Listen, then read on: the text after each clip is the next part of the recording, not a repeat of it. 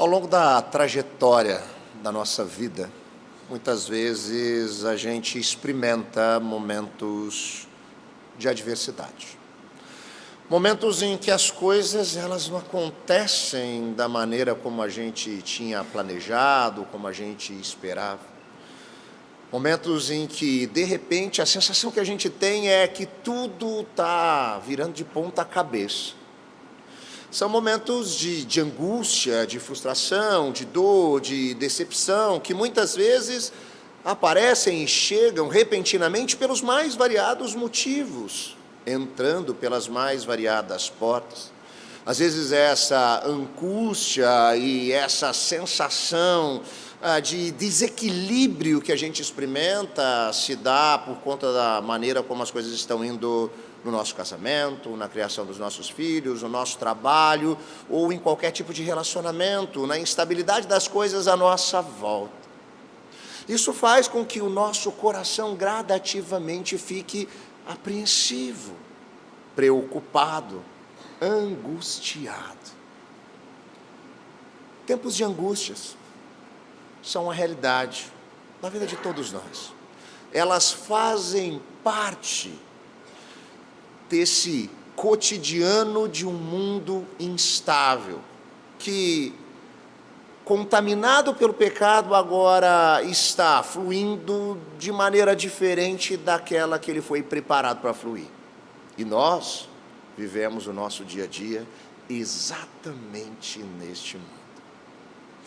Agora, ainda que essa seja uma verdade, ainda que a angústia, a dor, o luto, a preocupação, a frustração venham bater na porta da nossa casa, existe uma certeza, uma convicção e uma esperança que nos sustenta, de que existe alguém que constantemente também está cuidando de nós.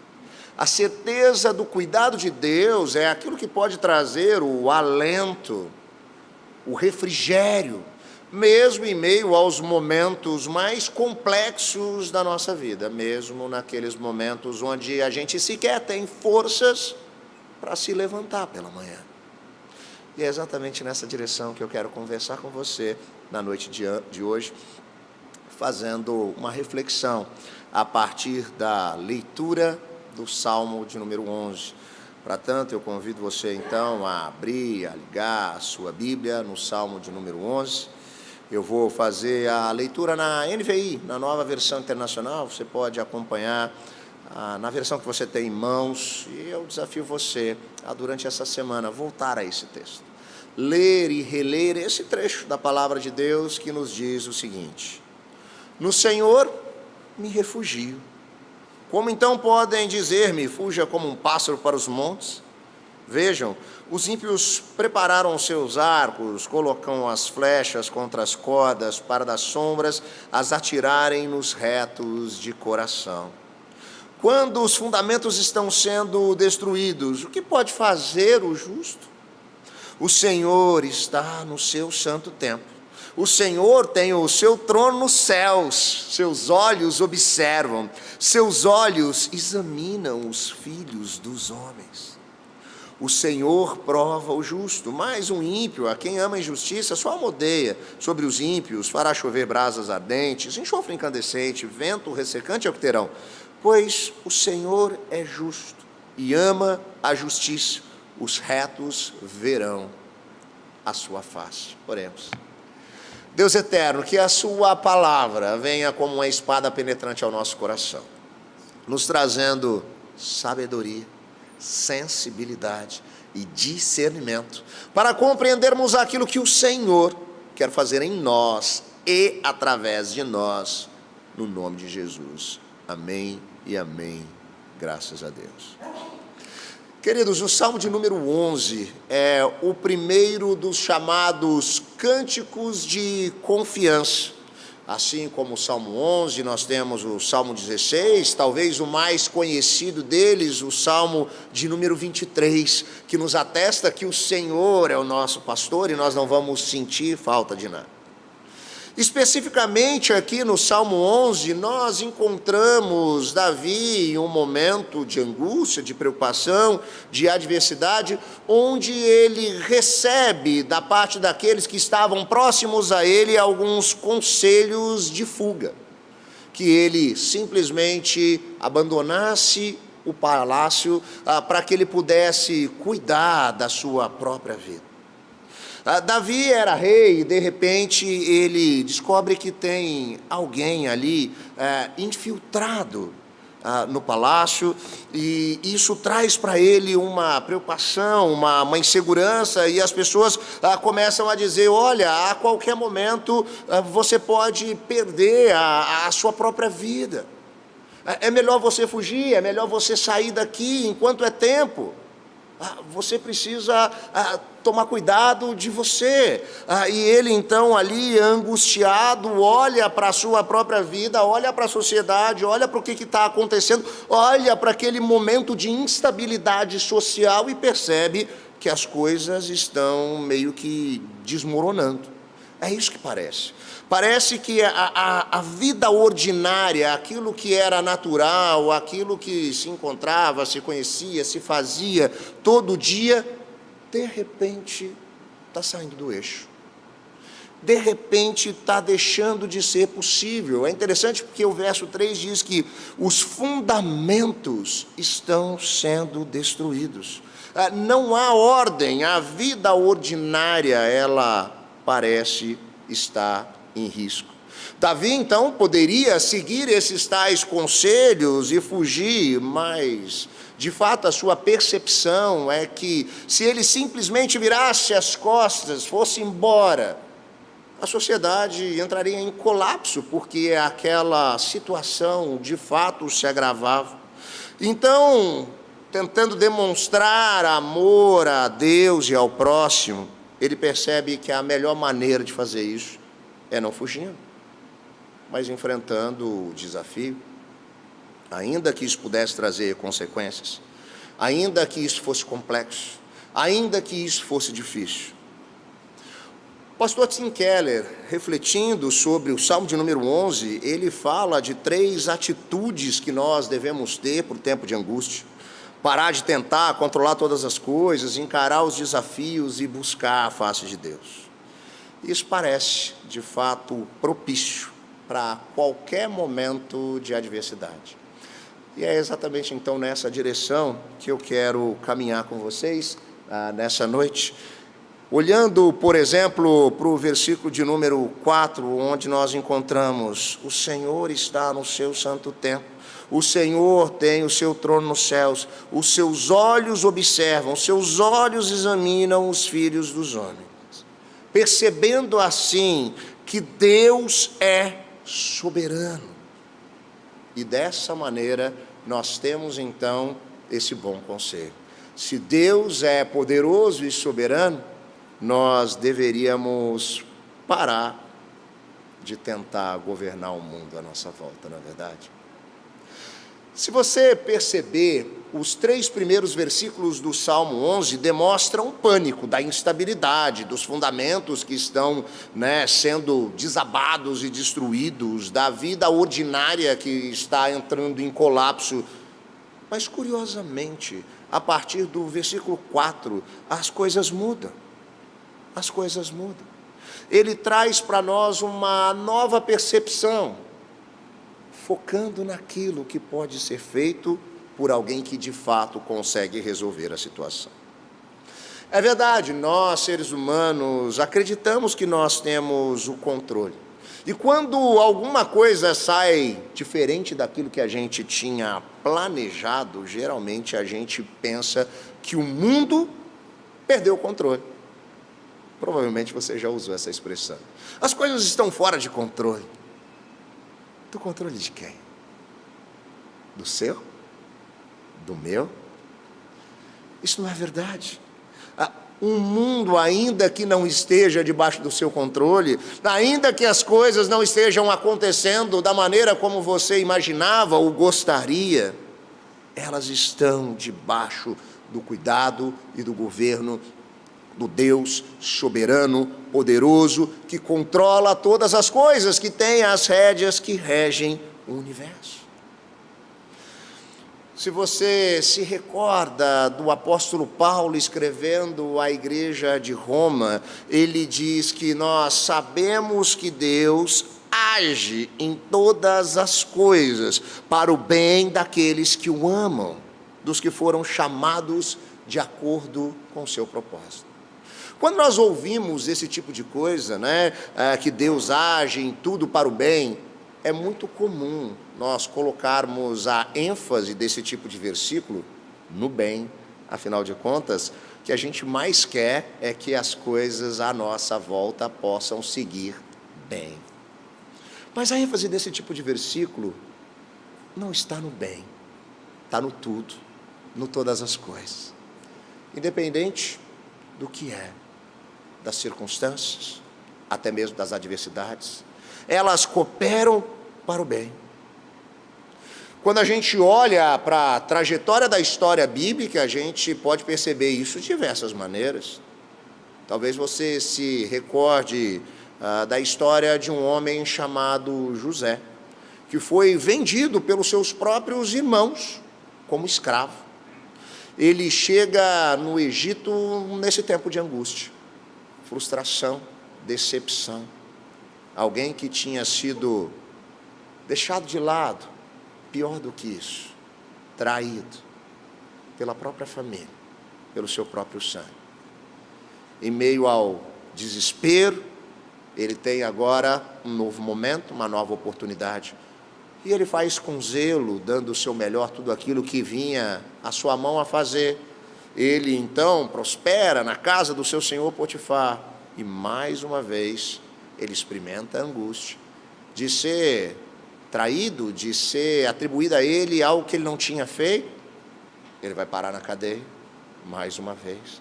Ele procura fazer as coisas de maneira efetiva, se esquecem dele. Essa história complexa culmina com José se tornando governador do Egito e podendo auxiliar a sua família, o seu pai e os seus irmãos que o venderam. E aí, quando a gente chega no final do livro de Gênesis, que conta a história de José, nós percebemos ele dizendo: vocês planejaram mal contra mim, mas Deus o tornou em bem, para que hoje fosse preservada a vida de muitos. Você já parou para pensar nisso? O tempo inteiro algo que parece estar fora do nosso controle, e ao final, quando a gente junta os pontos, se mostra completamente debaixo do controle de Deus. Ele estava ali agindo em todo o tempo. A gente pode seguir na mesma direção quando a gente vê o desespero dos discípulos quando o nosso Senhor é preso. Quando ele é ali castigado, crucificado e morto. Depois de tanto tempo, na expectativa da vinda, daquele que poderia fazer a mudança que eles tanto almejavam, a libertação que eles tanto esperavam, aquele que poderia vir de uma vez por todas e se opor àquele império que os oprimia. De repente, ele é traído, ele é preso, ele é morto.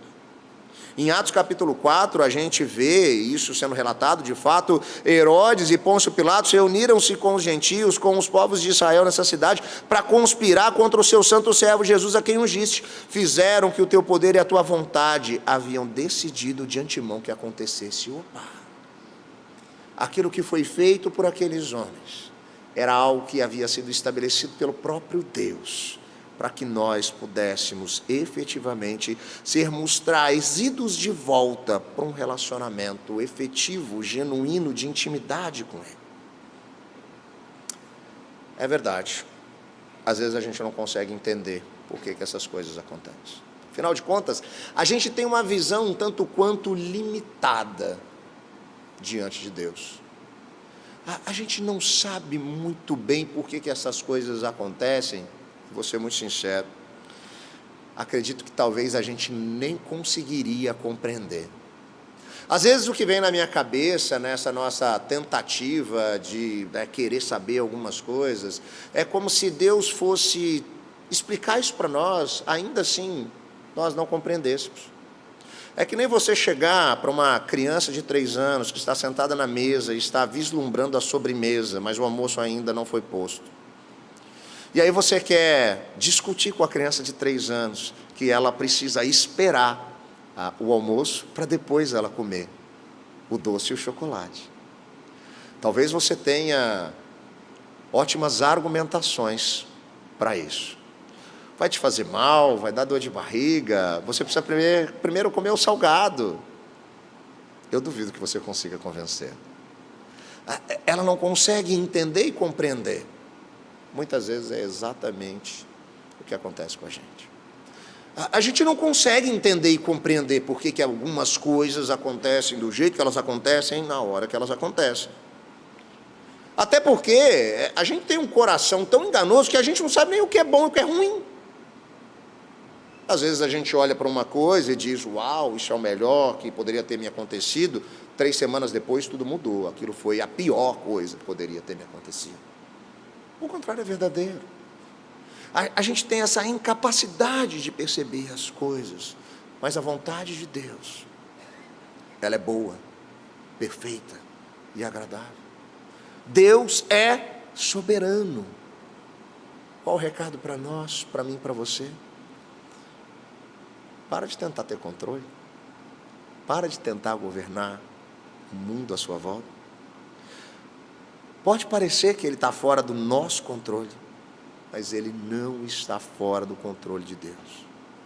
E quanto mais a gente se preocupa nessa perspectiva, no fundo, sabe o que a gente está dizendo para Deus? Que Ele não sabe melhor, mas que nós sabemos o que é melhor. A nossa ansiedade, a nossa preocupação tem esse efeito. É como se nós estivéssemos dizendo, Deus, você não sabe o melhor caminho. Faz do meu jeito, segue que é sucesso. É assim que muitas vezes a gente lida. Mas Deus é quem está no controle, a partir da sua boa vontade, compreendendo de fato aquilo que é melhor para mim e para você. Então, diante dessa compreensão, encare os desafios, as provas diante de você, com a convicção de que Deus é fiel. Versículos 5 e 6, o Senhor prova o justo mais o ímpio, e a quem ama a injustiça, sua alma odeia. Sobre os ímpios ele fará chover brasas ardentes e enxofre incandescente. No que diz respeito àqueles que não conseguem compreender quem Deus é, o que Ele está fazendo, aqueles que estão completamente distantes de Deus, não há o que se perceber. Mas Deus é fiel e cuida daqueles a quem Ele mesmo torna justos e justifica. Agora, simplesmente acreditar que Deus está no controle de todas as coisas e governando o universo pode causar um grave problema para mim e para você. Pode nos deixar emocionalmente distantes do sofrimento.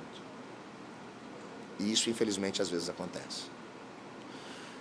A gente começa a olhar para as mazelas, para as misérias, para os problemas, para as angústias, principalmente das pessoas à nossa volta, e a gente pode vir com o discurso, não, Deus está no controle de todas as coisas, então tudo bem.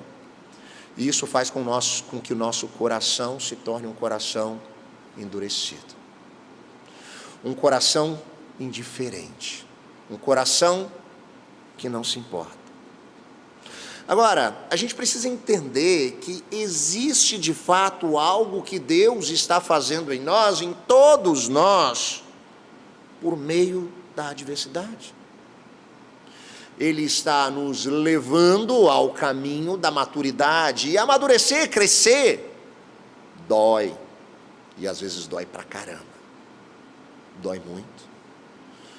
Dói muito a gente ter que lidar com algumas coisas que vão gerar feridas, que vão se tornar cicatrizes, que muitas vezes a gente vai carregar com a gente. e que vão trazer angústia, frustração, desespero. Mas Deus coloca essas situações dentro desse processo da nossa vida para que exatamente a gente possa caminhar para o lugar onde Ele quer que a gente esteja, essa plenitude de refletir o caráter de Cristo.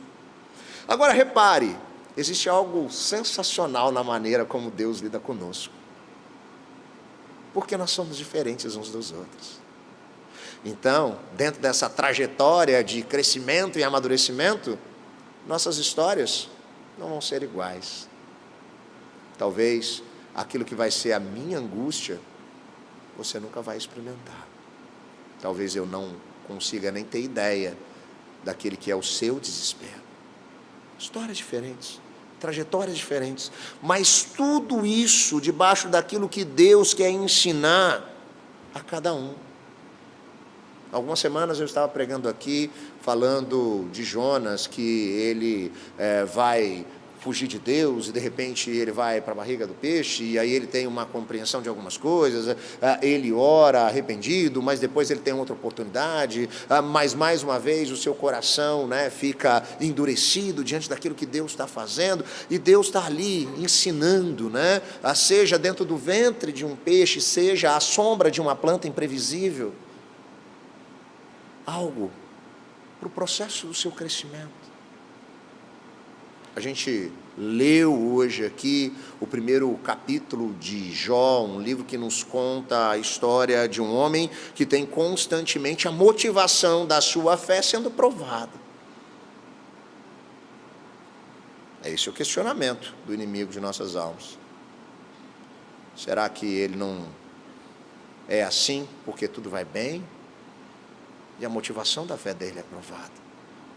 E Deus está agindo naquele momento, fazendo com que o Jó, que nós encontramos sendo apresentado como alguém íntegro no capítulo 1, chegue ao capítulo 42, como alguém que vai dizer: eu conheci a Deus só de ouvir falar, mas agora os meus olhos o contemplam.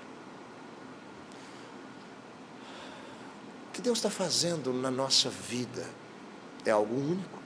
Aquele que começou a boa obra há de realizá-la por completo, há de concluir. É por isso que Ele vai sempre lidar de maneiras diferentes, diante de problemas semelhantes. Eu e você vamos lidar com soluções talvez completamente distintas. O que Deus vai fazer na sua vida provavelmente vai ser muito diferente daquilo que Ele vai fazer na vida da pessoa que está sentada do seu lado, ainda que vocês dois estejam sendo conduzidos para o mesmo lugar, a maturidade. Então, nós precisamos ter uma nova perspectiva em relação aos nossos desafios e às nossas provas. Não com o coração endurecido, não como alguém que agora fica apático, mas como alguém que olha para a angústia, para a dor, para o sofrimento, para as mazelas. E percebe que, em meio a tudo isso, de um mundo caótico que jaz no maligno, onde o sofrimento é uma realidade, o Deus poderoso, soberano e fiel está realizando algo em nós e através de nós. Quando nós olhamos com essa perspectiva para os nossos desafios, a gente chega do outro lado do túnel completamente diferente. Completamente diferente. É por isso que quando você olha para trás e percebe os desafios que você já viveu, as dores que você já sofreu, as perdas que você já teve, e você consegue olhar para o seu momento, para o seu caráter, para as suas atitudes, você encontra essa ligação de como tudo aquilo te conduziu até aqui, e como Deus esteve te sustentando. Ele nos prova, mas Ele nos sustenta, e tem uma convicção de que isso não irá além das suas forças. Ele mesmo é aquele que irá estar com você, te apoiando, te auxiliando, conduzindo você em meio a esses desafios. E aí, nós chegamos ao versículo 7, pois o Senhor é justo e ama a justiça, os retos verão a face do Senhor. Deus é justo, Ele é próximo, Ele não virou as costas e foi embora, Ele se relaciona conosco, Ele gera essa possibilidade. Então, no tempo da angústia, no tempo da dor, no tempo da frustração, no momento em que você não consegue compreender por que as coisas estão acontecendo do jeito que elas estão acontecendo, busca a face de Deus. E repare, buscar Deus é mais do que orar, é também orar, mas se trata de buscar comunhão, intimidade, proximidade, compreensão daquilo que Ele quer fazer em nós e através de nós. Davi ilustra isso aqui de uma maneira que era muito conhecida para o povo da sua época. Indo ao templo, afinal de contas, lá é o lugar onde eles acreditavam estava definitivamente a presença de Deus. Era ali que eles encontravam Deus naquele contexto. Mas mesmo naquele contexto judeu, isso acontecia uma vez por ano. E apenas o sumo sacerdote, de fato, poderia chegar ao Santo dos Santos por conta do pecado do coração humano, por conta da separação que essa condição que nós temos gerou. Era impossível estar plenamente na presença de Deus. Agora, Jesus, no Evangelho de João, nos fala que Ele mesmo destruiria o templo, que em tese era o lugar da presença de Deus, mas que Ele o reconstruiria em 3 dias. Mas Jesus não está falando meramente de nenhum tipo de construção ou edificação. Ele fala do seu próprio corpo, e quando Ele morreu, o véu foi rasgado.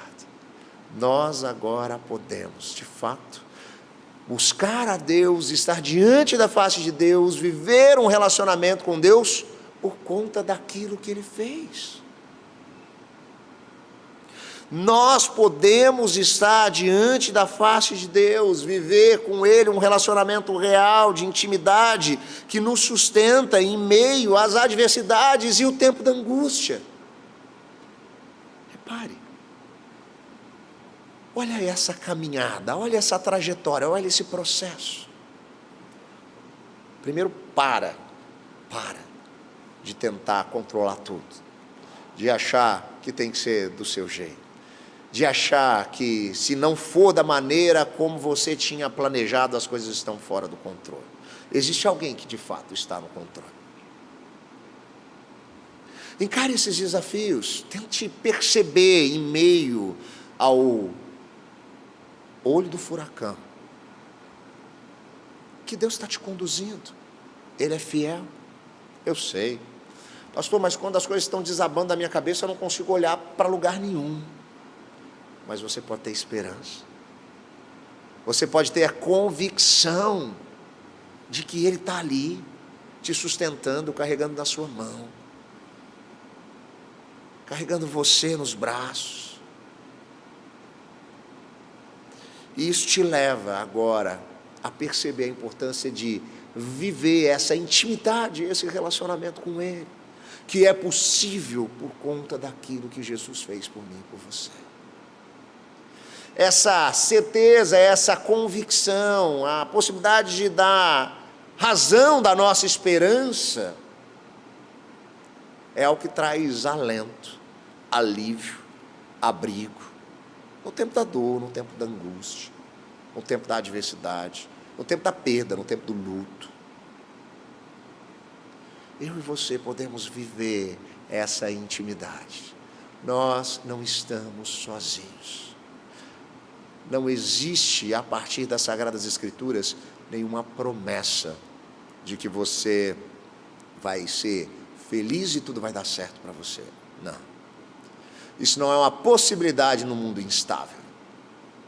Mas você pode ter certeza que Ele sempre estará conosco. Sempre estará conosco. E mais, quando os nossos olhos se fecharem para a história e se abrirem para a eternidade, com Ele enxugando dos nossos olhos todas as lágrimas, se farão novas todas as coisas. Não haverá mais a dor, a angústia. Nós estaremos de fato no lugar de onde nós nunca deveríamos ter saído. Essa é a razão da nossa alegria, da nossa esperança, da nossa paz, que excede todo entendimento. É isso que Deus quer fazer em nós. Ele está agindo no nosso coração, Ele está agindo na nossa vida, Ele está agindo nas nossas emoções, para que a gente possa viver essa intimidade com Ele em todo o tempo. Não no domingo quando a gente está na igreja, mas de domingo a domingo, inclusive quando a gente está na igreja. Experimentando de forma prática o que é ser um discípulo, uma discípula de Jesus, diante de todas as lutas, de todas as situações e de todas as decisões que nós vamos ter que tomar no nosso dia a dia. E mais, quando nós temos essa compreensão de que Ele está no controle, ainda que tudo esteja desabando, sabe o que acontece? Isso impacta pessoas à sua volta. Seus amigos, seus vizinhos, seus parentes, seu cônjuge, seus pais, seus filhos, vão ficar inquietos. Como é possível? Como é possível? Essa é uma maneira de você poder responder com as verdades do Evangelho que te liberta e que te dá esperança. Porque é tudo que eles também precisam. É tudo que eles também precisam. Alento, conforto, abrigo e esperança. E isso, meu querido irmão, minha querida irmã, só pode ser encontrado em um relacionamento de intimidade com aquele que entrou na história, caminhou resolutamente na direção da cruz, derramou a sua vida, o seu sangue, morreu, mas ressuscitou, para que nós pudéssemos estar novamente reconectados com o Criador de todas as coisas, com aquele que é soberano, que é fiel, com aquele que tem as rédeas que regem o universo. Que Deus nos sustente, que Deus nos use de maneira poderosa, como agentes do seu reino, trazendo essa mensagem de reconciliação a todos que estão à nossa volta, trazendo a mensagem de esperança e de paz, que excede todo entendimento. Queria convidar você nesse momento a curvar a sua cabeça, a fechar os seus olhos. Eu quero orar pela sua vida. Deus gracioso, obrigado por esse tempo, Pai. Obrigado porque o Senhor é aquele que nos sustenta em meio à angústia. Nós percebemos o seu cuidado no tempo da dor, da adversidade. Eu oro, Deus, especificamente por aquelas pessoas que estão aqui experimentando esse momento. Elas não conseguem enxergar, Pai, nem sequer uma luz no fim do túnel. Elas não conseguem perceber a possibilidade de uma mudança, de uma virada num cenário caótico. Que o Senhor traga alívio, que o Senhor traga conforto, que o Senhor traga consolo. Que eles possam, por conta dessa compreensão agora, também serem instrumentos em Tuas mãos para apaziguar, para trazer paz àqueles que estão à sua volta e estão sofrendo. Nós clamamos, Deus, pelas pessoas da nossa igreja que têm lidado com enfermidades. Que o Senhor derrame da sua graça, que o Senhor os sustente, que eles possam encontrar abrigo no Senhor. Eu oro, Pai, pelas pessoas que estão aqui, por aquelas que estão nos acompanhando nesse momento, ainda que remotamente, que têm enfrentado o luto, a perda. Que o Senhor, ó Pai, os leve em seus braços neste tempo de desamparo. Que eles se percebam cuidados pelo Senhor. Que o Senhor use pessoas à volta deles para que eles visualizem de forma prática o seu cuidado. Deus, eu oro por aqueles que têm vivido a angústia dos problemas no relacionamento conjugal, casamentos que estão se esfacelando, relacionamentos, Deus, que têm sido fonte de frustração, de decepção. Nós cremos que o Senhor pode fazer novas todas as coisas. Restaura, cura, Deus. Cura as famílias da nossa igreja que têm enfrentado momentos de angústia, de dor. Eu peço por aqueles que têm pensado em se divorciar, que o Senhor restaure esses casamentos. O Senhor é poderoso para fazer, o Senhor tem o controle de todas as coisas. Deus, eu peço por todos aqueles aqui que têm vivido na sua família a dificuldade do relacionamento entre pais e filhos. Pais que não conseguem entender os filhos que não conseguem se entender com os pais. Que o Senhor restaure, que o Senhor traga o coração dos pais que têm orado pelos seus filhos, a certeza de que ainda que eles não vejam uma resposta imediata, o Senhor continua no controle de todas as coisas. E o Senhor é poderoso para fazer além do que a gente pode imaginar. Deus, nós queremos experimentar essa intimidade contigo, buscando a tua face, porque Jesus tornou isso possível. Nós queremos caminhar na direção do amadurecimento, porque é o lugar que o Senhor preparou para nós, e nós queremos, Deus, fazer isso, cobertos pelas tuas misericórdias. Deus, traga alívio, traga consolo, traga alento, traga intimidade, traga amadurecimento, traga alegria, traga paz. Nós possamos viver, ó Pai, aqui na história, já esses lampejos do seu reino que foi estabelecido aqui por Cristo, que será pleno na eternidade, reino pelo qual nós ansiamos e aguardamos. Mas que Deus, aqui e agora, nós já possamos experimentar aquilo que vem do Senhor. Nós oramos assim, no nome de Jesus. Amém e amém. Graças a Deus. Nesse momento, eu rogo as bênçãos da parte de Deus para você, povo de Deus, menina dos olhos do Senhor. Que a graça do nosso Senhor e Salvador, o ressurreto Jesus Cristo, que o amor insondável e inimaginável de Deus, o Criador, o eterno Pai, que a comunhão, o cuidado, a consolação e o poder do Espírito Santo repouse sobre cada um de nós, hoje e até que o nosso Senhor venha. Amém e amém. Graças a Deus.